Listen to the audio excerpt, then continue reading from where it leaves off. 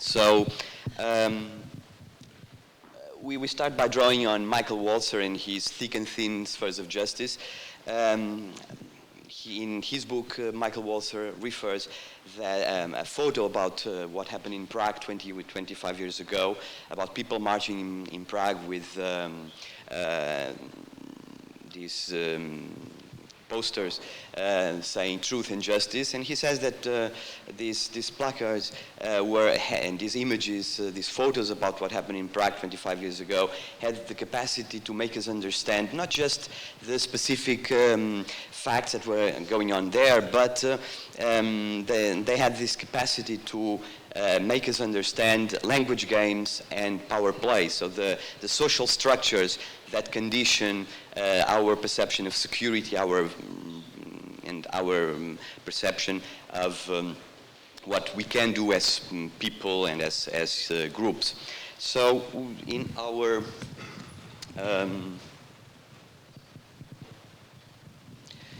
work, we set out to explore the relationship between human security, both as discourse and practice, and the panoply of visual research methods and strategies that are available nowadays to the researcher.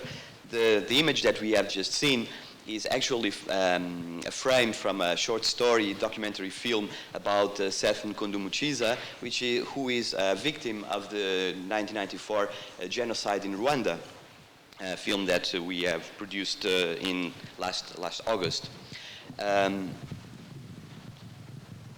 So our goal with this paper is threefold: to underline the critical potential of human security as a liminal field of research and practice, to explore visual methods as an innovative way of unveiling and assessing critical insecurities, and to promote these methods as a potent way of bridging the gap between levels of analysis. What do we mean about these?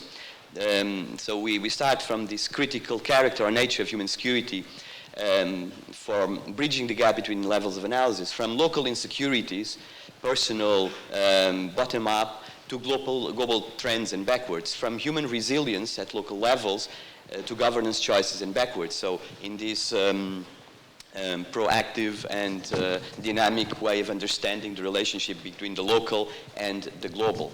Our assumption is such that as an emergent discourse, both academic and pragmatic, intersecting academia with real life, human security as a discipline yet needs to take a reflectivist turn and foster social and innovative change. So human security must answer three different things. So human security researchers must address what is real in terms of insecurities. So they must produce clear and broader understandings, deeper understandings of what makes us insecure as people and communities. We also have to produce more refined ideas and work about the link between interests and knowledge claims. And we have also to produce works, different kinds of works, addressing what must be done to redress human insecurities. So we uphold that visual methods are part of such innovative set of strategies connecting academia to real life, a way of putting into the limelight the discursive practices that are constitutive of the social world, and a tool for narrowing the gap that still separates theory from practice due to a clear positivist hegemony in the broad range of international studies. So a big part of our work is about this, or against this positivist hegemony in international studies. So we advance the visual politics of human insecurities, as in the title, as a distinctive framework focusing on the production of knowledge as the social production of dignity. So we assume production of knowledge as production of knowledge with people and not on people. So as a collaborative, cooperative way of producing knowledge about security and insecurity. Why a distinctive framework? It implies our specific choices of how to represent security and insecurity in current global affairs. It identifies a specific ethics linking researchers' values to research, so very anti-positivistic, and it enables a deeper understanding of human affairs and a broader dissemination of research results, exposing them to a broader public. With the visual politics of human insecurities, we set out to contribute to a transdisciplinary, pluralist and reflectivist methodology, making up for the insufficiencies of more traditional approaches, giving voice to the victims of insecurities and giving them agency, and so making it easier to understand in real terms, in pragmatic terms, what security and insecurity really means. So I'm giving the word to João to the concluding remarks. Thank you. I'm going with the concluding part, and as you can see, our presentation is actually about a lot of presentations that were brought here before. As you can see, this presentation is really related with Professor Miroslav, I guess, with the cognitive part of security. It's like everyone here is trying to find what is the meaning of security. We had a presentation of the meaning of human security, and we assume that the nature of human security is actually the person, it's individual. And we have a lot of academics and policymakers, but when we are working on the meaning of security, shouldn't we be asking for those who are insecure, what does security mean for them? This strategy enables us to work with those meanings. So we have clearly a specific political understanding of what security means. It's a critical understanding of that. And we think it is if it is for, and our visual paradigm will help to put it into effect.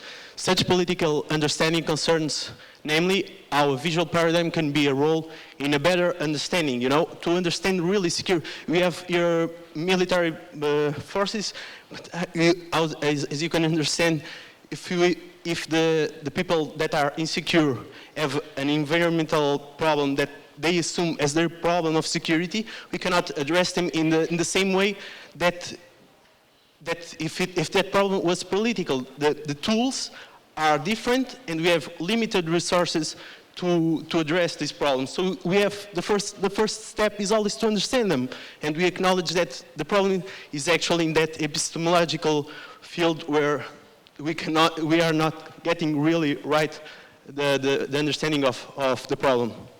Next, thanks. We are not only conscious of their own political understandings of human security, theory and practice, and we conceive the activity in such terms and embrace a visual paradigm in order to accentuate the political part in human security, redefining the political essentially. And we claim that such a paradigm can enhance the understandings of the discursive character of human insecurities, vulnerabilities and resilience, as well as give an answer to what is real, the interests that underlie knowledge claims, and what is to be done to produce progressive change.